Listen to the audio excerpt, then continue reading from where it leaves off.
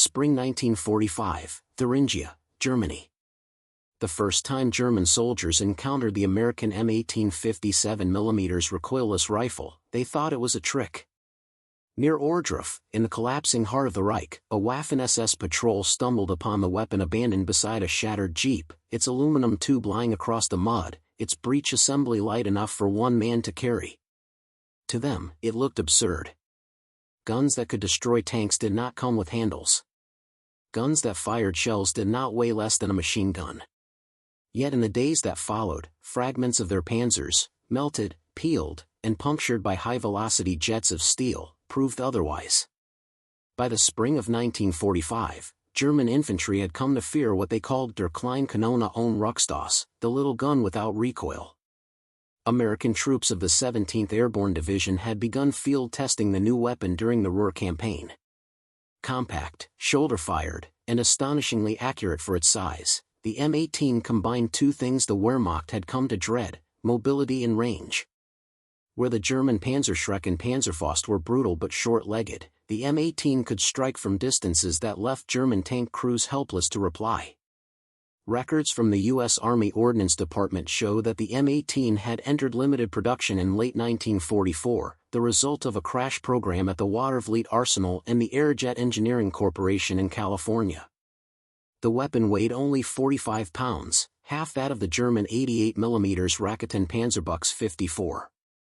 It fired a 57mm shell at 1,200 feet per second, using vented propellant gases that escaped through a perforated rear breech, canceling recoil through Newtonian symmetry. To the men who used it, the effect was almost magical. "You could fire it off your knee," recalled Sergeant William J. Tate of the 513th Parachute Infantry Regiment, and the only thing that moved was the target. The Germans, accustomed to American bazookas that had struggled against Panther and Tiger armor, were unprepared for this leap. Field reports from the 11th Panzer Division described an engagement near Gotha in mid-April 1945. Enemy infantry employed new lightweight cannon firing heat projectile. Range estimated at 800 meters. 2 Panzer IVs destroyed before counterfire could be delivered. The figures astonished ordnance officers when they read the after-action summaries. No shoulder-fired weapon in German service could match that distance. The Panzerschreck's effective range was barely 150 meters. Beyond that, its rocket lost speed and accuracy, and the gunner risked his own backblast. Before we jump back in, tell us where you're tuning in from, and if this story touches you, make sure you're subscribed, because tomorrow, I've saved something extra special for you. The difference was not only technological, it was philosophical. German anti-tank doctrine prized power, not portability. The Americans, by contrast, were building for maneuver. With the war shifting toward airdropped infantry and mobile fire teams, the M18 embodied an American obsession with battlefield flexibility. "Every man a gun crew," wrote Colonel Leslie Simon, chief of ordnance testing at Aberdeen. Firepower must follow the rifleman. Captured German reports from late April 1945 show growing alarm. In the files of the Wehrmacht Weapons Office, Heereswaffenamt, engineers noted that the M18's shell could penetrate 90 millimeters of armor plate, enough to pierce the side of a Panther or the front of a Panzer IV. It appears to operate on the recoilless principle of Dr. Kromer, 1939 patent, one German analyst wrote bitterly. "The Americans have accomplished what our laboratories only theorized." The irony was cruel. The concept of recoilless propulsion had originated in Germany before the war, but bureaucratic infighting and shifting priorities had buried it under heavier projects. When Allied intelligence teams later catalogued German technical archives, they found prototypes of similar weapons. None had advanced beyond experimental firing. The Americans, meanwhile, had already built thousands. To the men of 13 Corps advancing toward Leipzig, the M18 became an equalizer. "You could take out a tank and move before they knew where you were," said Private First Class Raymond D. McNally, whose unit destroyed 3 armored vehicles in a single afternoon. "It was like holding artillery in your hands." In the war's final months, the M18 did more than destroy armor, it shattered a myth. The German soldier had long believed that technology was his nation's birthright. Now he watched American paratroopers carrying guns that seemed to defy physics. It was not just defeat that stunned them, it was disbelief. In Thuringia, amid the ruins of the Reich, the future of infantry warfare had quietly arrived. March 1945, west of the Rhine. The first confirmed combat use of the M18 recoilless rifle came not in the cities, but among the hedgerows of western Germany. The 17th Airborne Division, newly reconstituted after Operation Varsity, had crossed the Rhine under constant artillery fire. Their mission was to seize a corridor between Wesel and Münster, clearing the way for the armored thrust into the Ruhr. In the chaos of the crossing, new weapons arrived without fanfare: wooden crates marked 57mm rifle, M18, handle with care. Within days, those crates changed the rhythm of ground combat. The M18's presence was first noted in a German situation report from the 116th Panzer Division, dated March 27, 1945. It described enemy infantry employing a strange cannon without recoil or flash, carried by 2 men. 2 Panzer IVs and 1 Stu G3 had been lost on the approach to Haltern. The report concluded, the weapon is light enough to be repositioned between shots. Its shell travels flat and strikes without visible exhaust. What the Germans could not see was the technological elegance behind it. The M18's Venturi tube vented explosive gases backward, balancing the forward thrust of the projectile. The effect was a perfect equation of momentum: no recoil, no heavy mount, no bracing against the shoulder. American gunners could fire prone from behind a stone wall and vanish before the smoke cleared. A debriefing from the 513th Parachute Infantry Regiment, held at 13 Fighter Command Headquarters on April 2, 1945, preserved one of the earliest eyewitness accounts. Corporal James O'Hara wrote, "We fired from about 600 yards, maybe a little less. The round hit under the turret ring and the whole thing just lifted. It was quiet, no blast, no flash. Just a whoosh and a hit. You didn't even feel it kick." The silence unnerved the Germans. After years of hearing the banshee shriek of bazooka rockets, the M18's ghostly discharge felt unnatural, almost supernatural. In captured letters from German infantrymen near Dorsten, several referred to the whispering gun. American records from the Ordnance Technical Intelligence Office indicate that by April 1945, 3,500 minutes and 18 seconds had reached the European theater. Distribution was limited: each airborne regiment received 4 weapons, and infantry divisions 2 per battalion, but the psychological impact far exceeded the numbers. To German tank crews, the battlefield was suddenly unpredictable.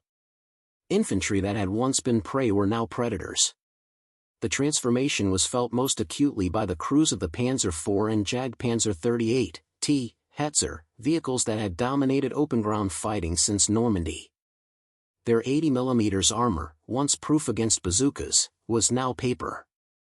After-action reports collected by the 9th Armored Division in late March documented at least 15 tank kills credited to M18 teams, most at ranges between 500 and 800 yards. One German prisoner, Feldwebel Heinrich Kluge of the 560th Heavy Anti-Tank Battalion, recalled in a 1946 interrogation, "We thought it must be some new artillery piece or airstrike. The shells came without warning.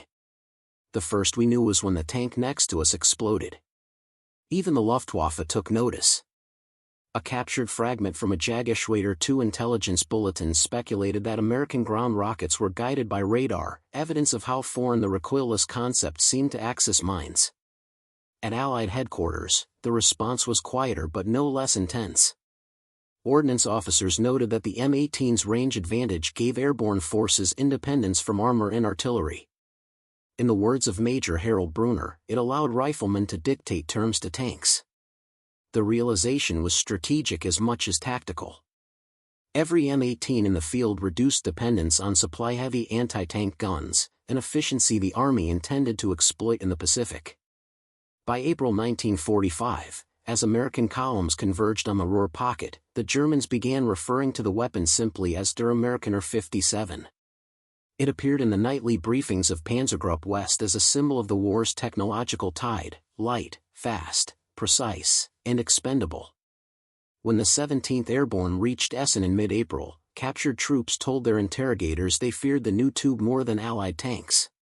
It wasn't its sound or its power. It was its invisibility, the way it made the battlefield feel haunted. For the men who faced it, the M18 was more than a weapon. It was proof that the enemy had mastered the impossible. April 1945, the Ruhr Pocket. By the second week of April 1945, the Ruhr Pocket had become a trap, a steel basin where the last German armor of Army Group B fought for survival under skies that belonged to the Allies. The panzers that once prowled France in the Ardennes now crawled through smoke and rubble, hunted not only by thunderbolts above but by a new kind of threat on the ground, American infantrymen carrying rifles that fired artillery shells. The M18 recoilless rifle had, in a matter of weeks, rewritten the infantry-tank relationship. It gave every rifle squad the range of a light gun crew, the accuracy of a practiced sniper, and the mobility of a scout. The men of the 513th and 507th Parachute Infantry Regiments, fighting their way toward Hagen, began to speak of ghost kills, tanks destroyed from distances so far that the targets never saw their attackers. From the 17th Airborne Division's field reports dated April 11, 1945. Enemy armor advancing from north of Hattingen encountered M18 fire from elevated ridge positions. 2 Panzer IVs and 1 Jag Panther destroyed at estimated range of 700 yards. Weapon proved steady even under wind. That 700 yards caught the attention of ordnance analysts. The standard German Panzerschreck could barely hit a moving target at 150. The Panzerfaust 60, despite its terrifying punch, was effective only inside 60 to 80 meters, a suicidal range against alert American riflemen. Now the situation was inverted.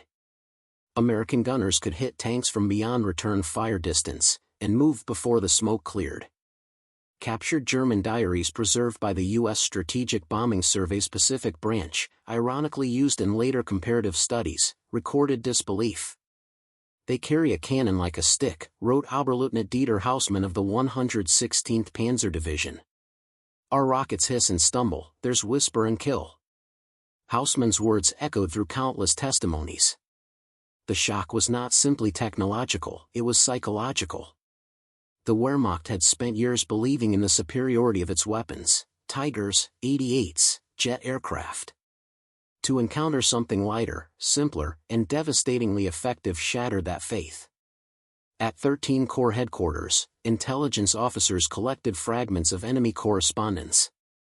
One intercepted message from the Heeresgruppe H front mentioned, new American 5.7 cm no-recoil gunfires at great range.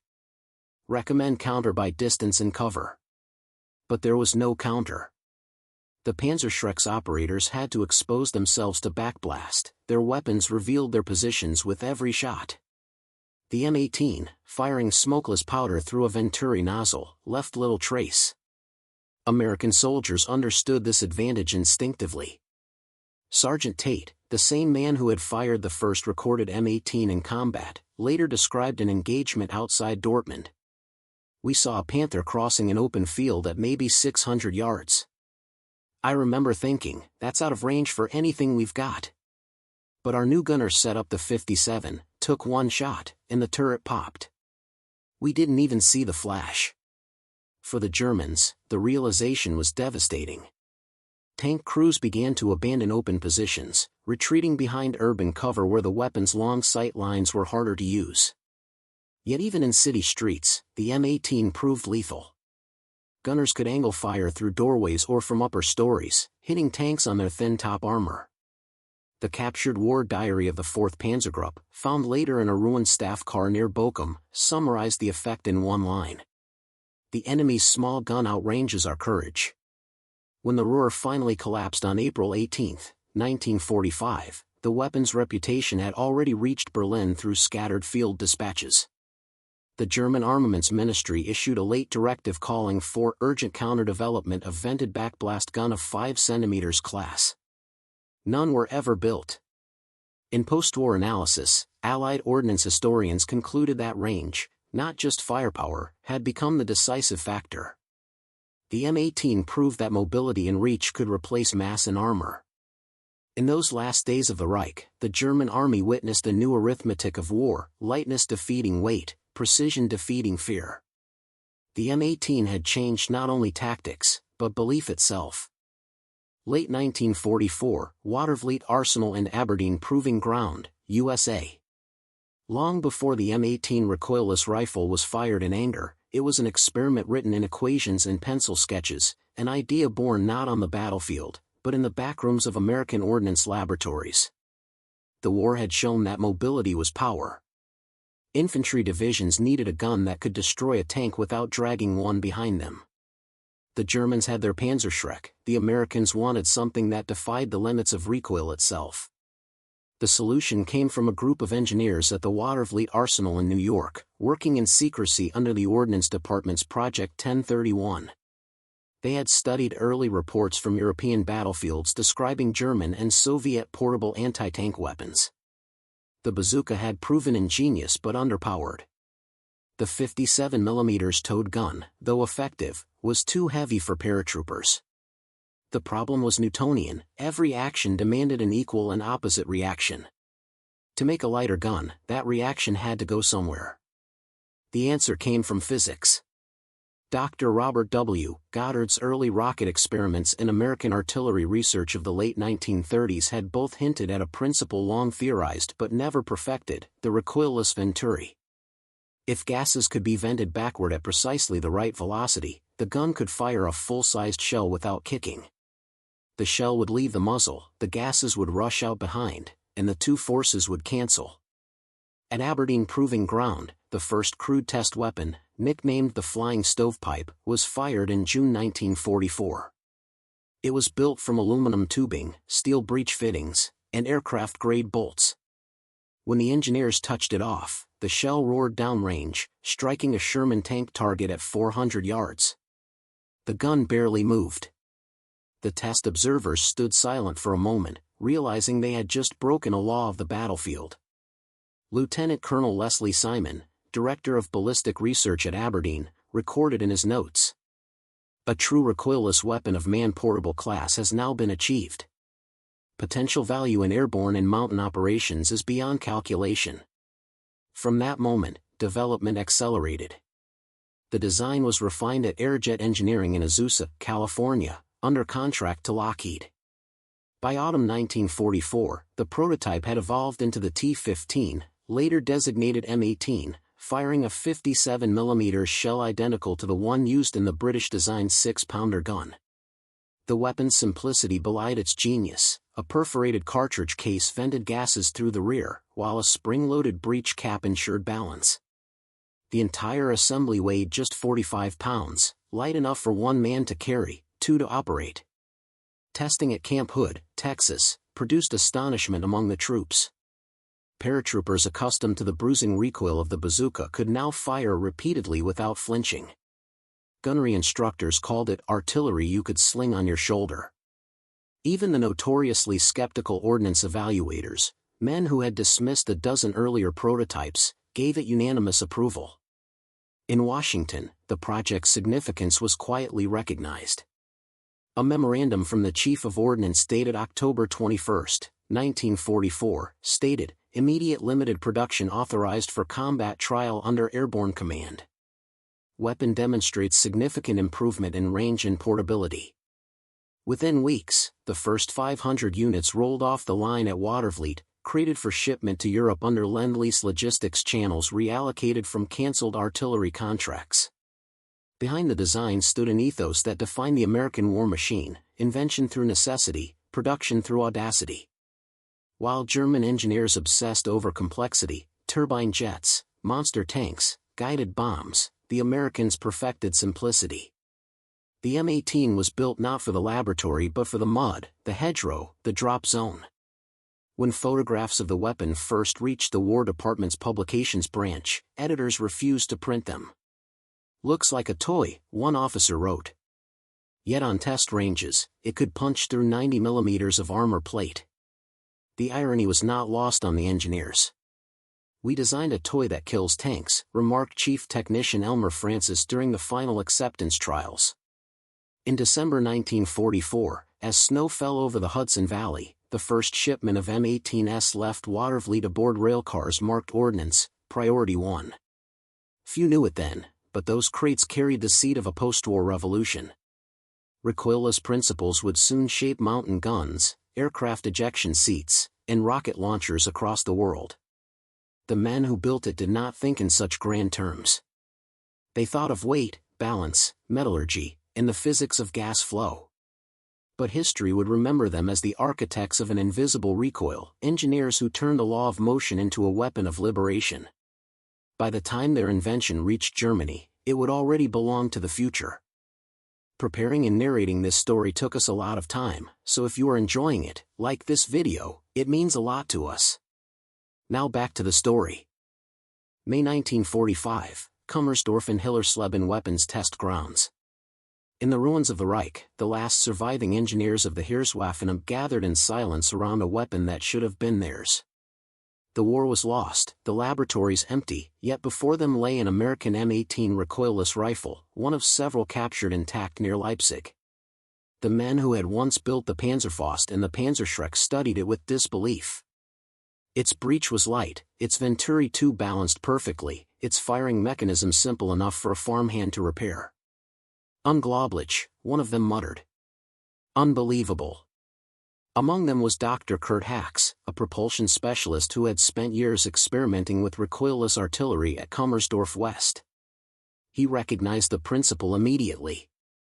They built it from the Kromer equations, he said quietly, referring to Dr. Franz Kromer's 1939 patent for a 5 cm recoilless cannon, an idea that had languished in bureaucracy and secrecy.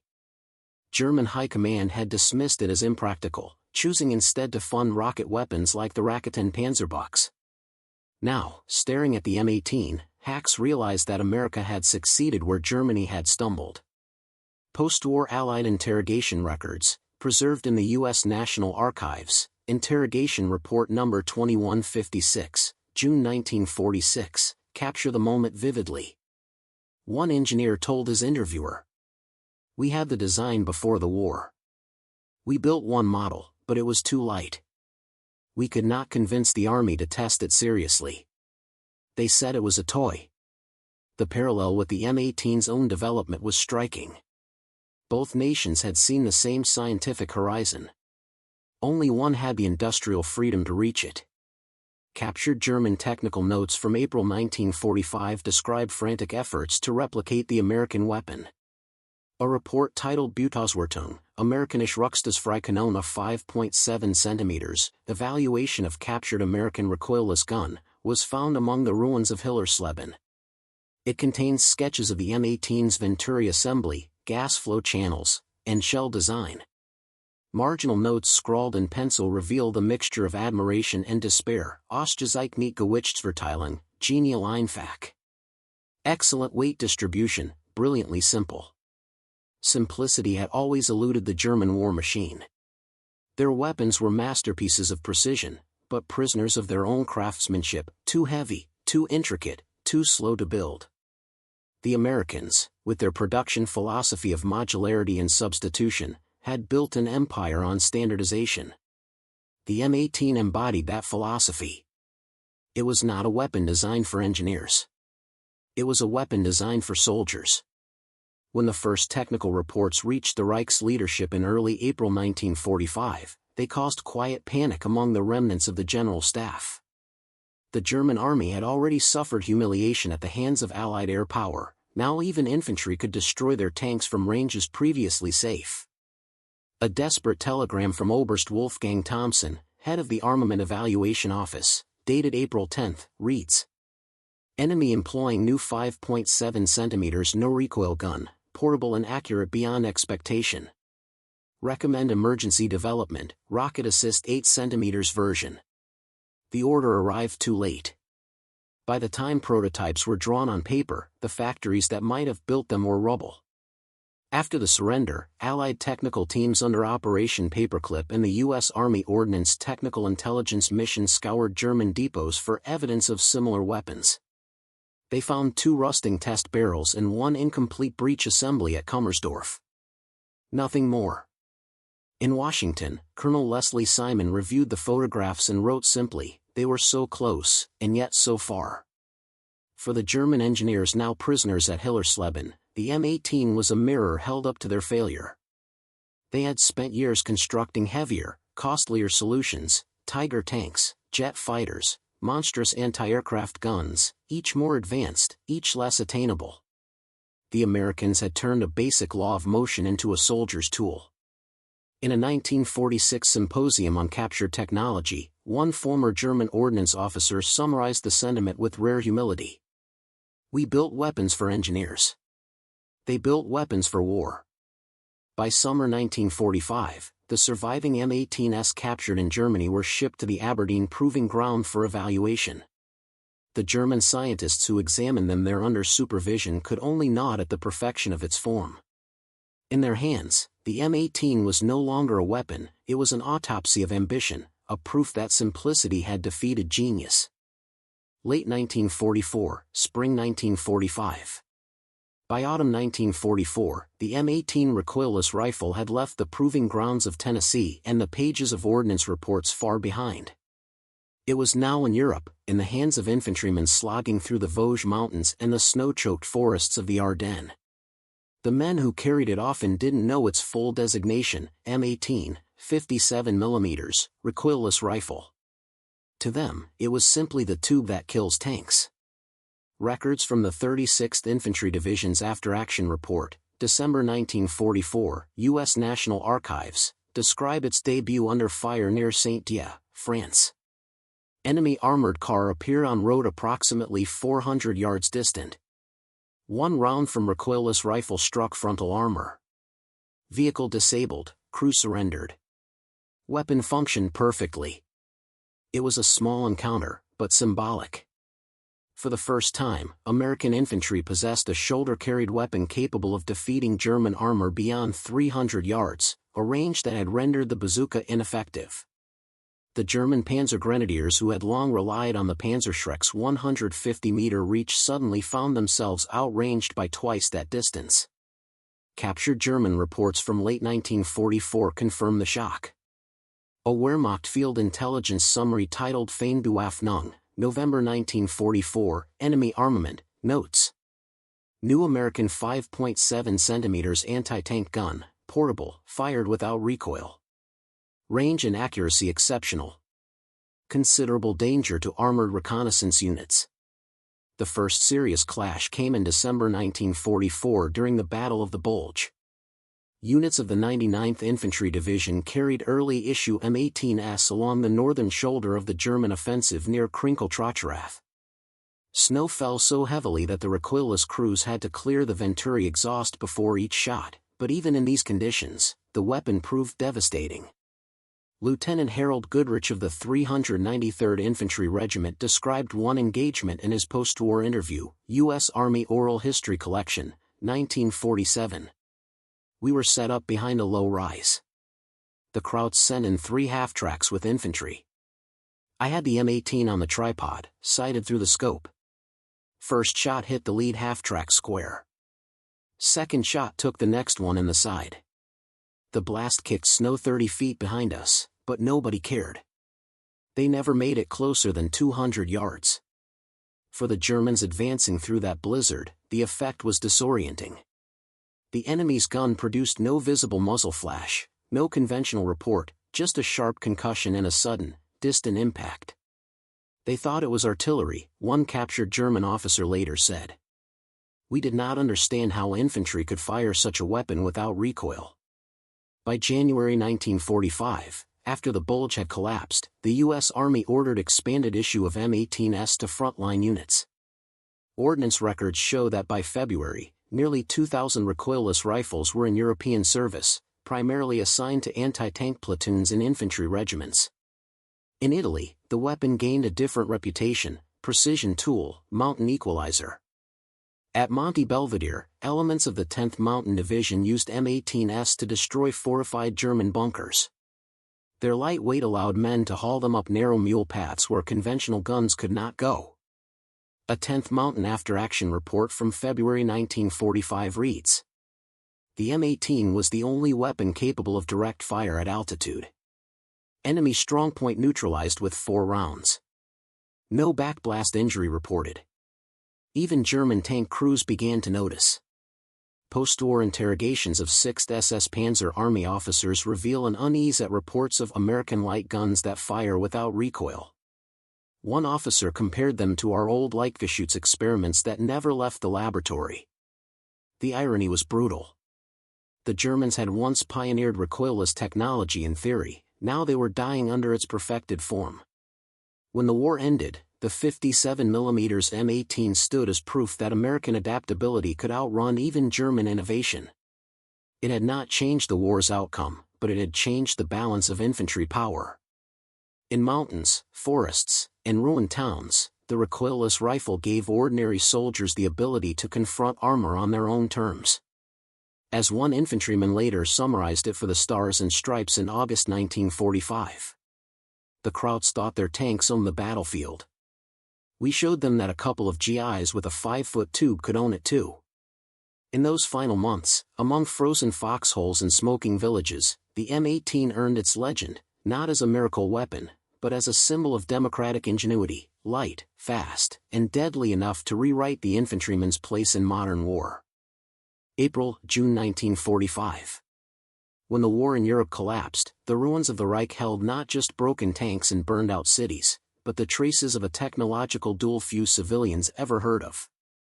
Among the scattered weapons the Allies collected in May 1945 were several captured M18 recoilless rifles, abandoned on European battlefields or retrieved from supply depots in the Ruhr. To the German ordnance officers now under interrogation, these weapons represented a riddle answered too late. The first M18 inspected by German technical teams had been captured intact near Aachen in November 1944. The Heereswaffenamt, Army Ordnance Office, forwarded it to Kummersdorf for analysis, assigning it the designation 5.7 cm Amerikanische Rücksichtsfreie Panzerabwehrkanone. What they found astonished them. Their own recoilless experiments, dating back to 1939 under engineer Hermann Gerlich, had never reached satisfactory battlefield reliability. Early German prototypes leaked propellant gases or suffered catastrophic tube failures. The M18, by contrast, used a perforated cartridge case that vented gases evenly through a precision-engineered venturi, balancing recoil almost perfectly. A surviving Kummersdorf test log dated December 17, 1944, recorded. Firing test successful. Negligible recoil. Venturi design and ammunition cartridge display advanced craftsmanship. Accuracy at 400 m superior to 8.8 cm Raketen Panzerbox. Recommended for further study. By that stage, it was far too late. Allied bombers had already leveled most German research facilities. Even if the ordnance engineers had fully understood the weapon's production methods, the Reich lacked the aluminum, brass, and machining capacity to replicate it. One engineer later told Allied interrogators, "It was as if we were seeing a design from the future. Elegant in its simplicity. We realized immediately, we had lost the initiative." Captured documents from the Japanese 4th Air Group War Diary make a parallel observation. Through Axis technology sharing networks, fragments of the German report on the M18 were transmitted to Tokyo in early 1945. A Japanese notation reads simply, "American recoilless weapon, effective beyond 500 meters. Impossible to imitate before war ends." In the U.S. post-war occupation period, Allied technical teams uncovered additional evidence of this late-war fascination. The Combined Intelligence Objectives Subcommittee, CIOS, reports of June 1945 mention extensive German interest in U.S. recoilless technology, including proposals to mount a similar weapon on the Volkssturm's last-ditch defensive lines. None were ever realized. Meanwhile, on the Allied side, analysis of captured Panzerschrecks and Panzerfausts revealed their own limitations. A 1945 report by the U.S. Army Ordnance Department compared both systems bluntly. The German Panzerfaust offers superior warhead power at the expense of range and accuracy. The American 57mm recoilless offers moderate penetration but far greater effective distance and reusability. In this technical race, the two sides embodied opposite philosophies. German weapons, short-ranged and expendable, were products of desperation. American designs, emphasizing mobility and precision, reflected a war economy of abundance and foresight. At the 1962 U.S.-Japanese Aviation and Armament Symposium in Tokyo, a former German ordnance officer, Dr. Hans Kessler, summarized it best. "Our Panzerschreck could kill a tank, yes, but only if the soldier survived long enough to reach it. The American Recoilless allowed a man to fight from safety. That difference, safety, is the industrial difference between our nations in 1944. By 1945, even German tank crews were reporting psychological unease. An interrogation of a 9th Panzer Division Lieutenant, Ardennes Report No. 82, 1945, records his words. "We could accept the bazooka, it was noisy, close, visible. But the new American gun? You heard nothing, saw nothing. Just an impact and smoke." The men began to call it the ghost gun. It was an apt description. The M18 had, in essence, rewritten the rules of infantry firepower. The Germans, who had once dominated the field of portable anti-tank weapons, were now studying the technology of their conquerors. In June 1945, as Kummersdorf's archives were crated and shipped to Allied laboratories, U.S. engineers and ordnance officers examined the same documents the Germans had compiled. One officer scribbled in the margin of a German report. They understood it, but too late to build it. So ended the story of Germany's encounter with the M18 recoilless rifle, a confrontation not just of armies, but of engineering philosophies. The lesson was brutally clear: ingenuity without resources, and brilliance without time, could not win a modern war. The M18 had proven that the balance between mobility, range, and firepower had shifted forever. The Germans had once believed the future belonged to armor. In 1945, the Americans proved it belonged to the soldier. Postwar 1945-1950s. When the guns finally fell silent in Europe, the M18 recoilless rifle remained one of the war's quieter revolutions, literally and historically. Unlike the bazooka or the Panzerfaust, it never became a symbol on propaganda posters. It lacked spectacle. Yet within ordnance departments and post-war think tanks, the M18 was recognized as the threshold of a new idea, that firepower could be lightweight, accurate, and wielded by a single man. By 1946, the U.S. Army had already convened a study board under the Ordnance Committee to evaluate recoilless designs. Their conclusion, drawn from after-action reports in Europe and Burma, was unequivocal: the M18 proved superior to all previous portable anti-tank weapons in terms of accuracy and range, and its psychological effect upon enemy armor was substantial. From these findings came the directive that would shape future infantry weapons: expand the recoilless concept to larger calibers. That expansion arrived swiftly. In 1947, the 75mm M20 recoilless rifle entered production at Rock Island Arsenal. It was heavier, louder, and more destructive, but its lineage traced directly to the M18's modest success. A 1948 report by the U.S. Strategic Bombing Survey's Weapons Division noted, "The performance of the 57mm M18 influenced the development of the M20 and M40 series. It demonstrated the feasibility of precision shoulder artillery, an innovation of lasting strategic significance." Meanwhile, the M18 itself found a second life in the post-war surplus market. Thousands of units were refurbished and shipped to Allied nations under the Mutual Defense Assistance Program. French forces used them in Indochina, Greek and Turkish troops deployed them against communist insurgents, and by 1950, the weapon was once again firing in anger, this time in Korea. A U.S. Army field report from the early months of the Korean War captures the irony. The M18, though outdated by newer 75mm models, remains effective against light armored vehicles in bunkers. Troops value its accuracy and simplicity. Korean terrain favors its portability. In those rugged hills, the light gun of 1943 still performed as if it had been designed for the next war. American and South Korean soldiers carried it up mountain paths where even jeeps could not climb. The soundless thrust of its exhaust echoed through valleys already scarred by artillery. But the real legacy of the M18 extended beyond any single battlefield. It influenced doctrine. It taught engineers that the ideal infantry weapon was not a scaled-down cannon but a reimagined tool of precision and mobility. It taught generals that a soldier's independence from heavy equipment could decide tactical outcomes. At the 1955 Pacific Theater Veterans Reunion in Hawaii, Colonel Edward Lang, formerly of the 36th Infantry Division, gave a speech reflecting on its impact. The M18 didn't win the war, but it made our infantrymen believe they could stand against anything with treads. It gave the private his own artillery. That's what mattered. German veterans who attended that same reunion, former Panzergrenadiers and engineers, echoed his sentiment with surprising admiration. One recalled seeing an M18 during the final months near Remagen. It was so light, we thought it was a toy until it blew up a half-track. We did not know then that it was the future. Museums and researchers would later preserve that future. The Smithsonian's National Air and Space Museum holds one of the few surviving M18s in pristine condition.